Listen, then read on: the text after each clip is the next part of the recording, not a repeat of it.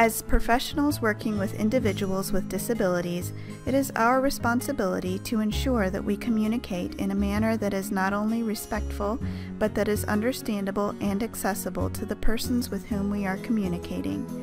Our style of communication can have a significant positive or negative effect on the person we are talking to. It is therefore important that we take the time to learn and use each individual's preferred communication style. We asked several unique individuals to talk with us about communication and how important it is to them. I have a voice.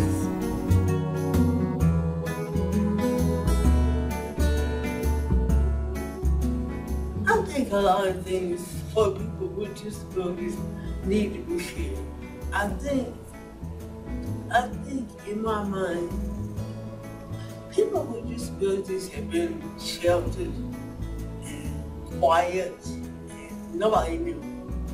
But we have a voice too, so why can't we share our voices? We got opinions, why can't we share what we have on our hearts? I mean, I got just as much to say as anyone else in the world, and why can't I let it be known how I feel? When Mark is communicating, he's just like the rest of us. He loves to say hi and ask you how you're doing. The thing we sometimes notice is because of his disability and being in a wheelchair, many people are a little hesitant to come up to him and ask him a question, thinking perhaps maybe he does not speak. But actually, it's the opposite. Since Mark is social and friendly, he'll be the first to say hello to you, and of course that opens up the door and breaks that barrier between the disability and the communication. It's important for people with disabilities to be able to express themselves and their opinion wherever they are. Because if people shut it down and don't really want to listen, then it gets hard for us to express our opinion. Ask me what it is I need, and hopefully I will be able to answer that question and help you understand how to help me. And hopefully I'm understanding what it is I need, and we'll be able to relate that to anybody that wants to help. And that could be another person with a disability. It could be a professional, a family member, anybody. General public, it doesn't matter. As long as I'm figuring out how to answer the question to get somebody to help me. I don't mind sharing my thoughts and opinions with people if they're open to it. But if they're shut off to it, then it's kind of hard for me to do that. But if we're in an open, secure place, or even just in an open place where I can express my opinions and my thoughts about something, I enjoy doing that. And I hope everybody around me does.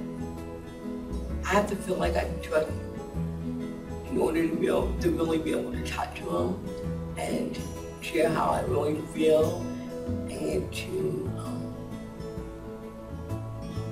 just express everything that's on my mind. And hopefully they're trusting me enough to do the same thing, and that we're open to all that communication and to trust and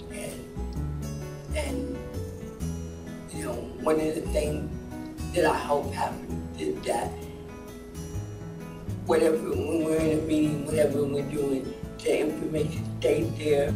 This person you can trust and go to problems with, and she will keep you on your toes, keep you updated, and she always has a warm smile and say hi and all that, and all cheerful. She sounds cheerful every time she sees me. Because every time I see her, she asks me how's I'm doing, how's my mom doing. Letting me know that even if you don't agree with what I'm saying, that you at least listen to what I'm saying. And that for me is one of the best ways that people can help other people communicate.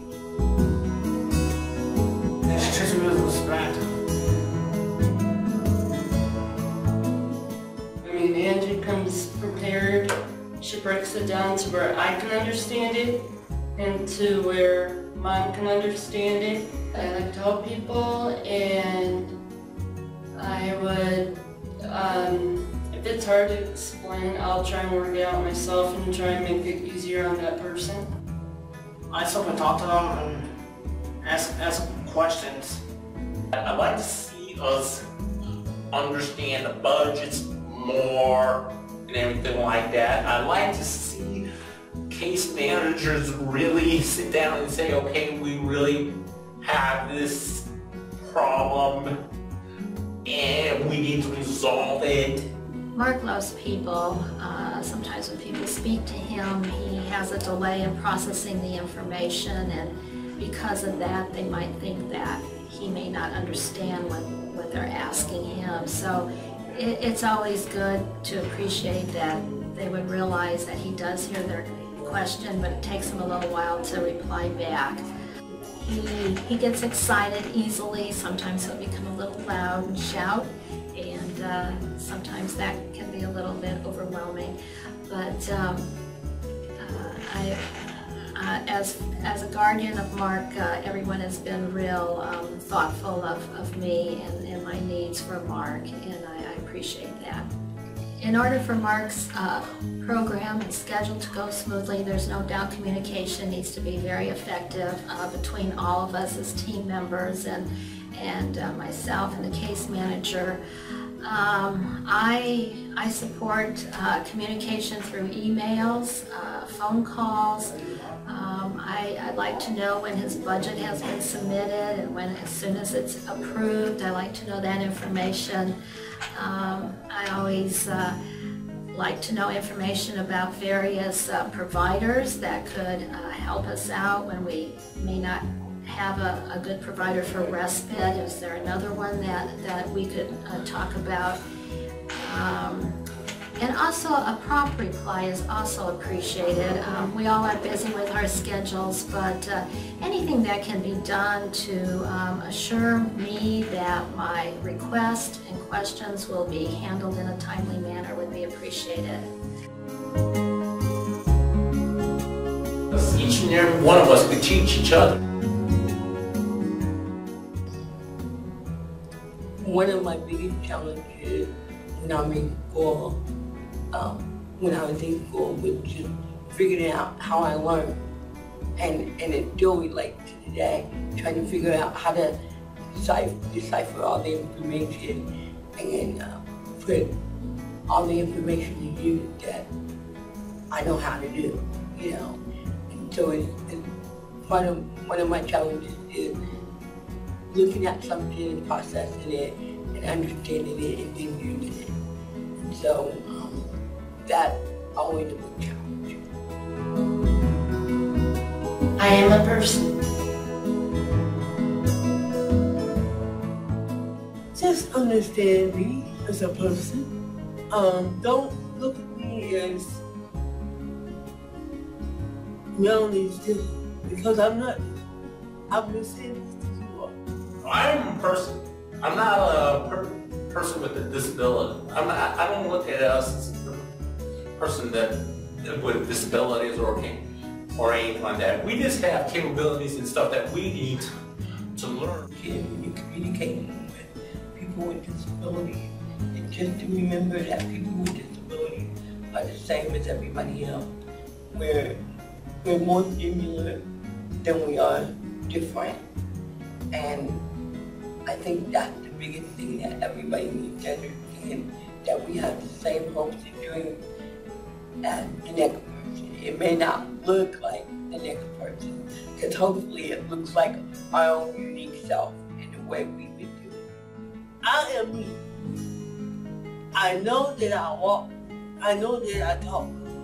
I know that I may not understand everything they say, but don't look at me like you feel sorry, because I'm doing my life. I'm having my fun. I'm enjoying what I do as a person. I'm enjoying what I do as someone that is very, very special in my life, and I love it.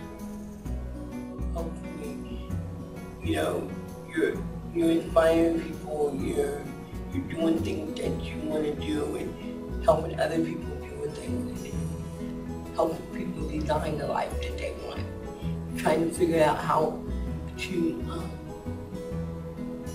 figure out what people's resources are and what resources are out there to help people, and help them figure out their goals and how they're going to get where they want to get. What you doing, myself? Okay.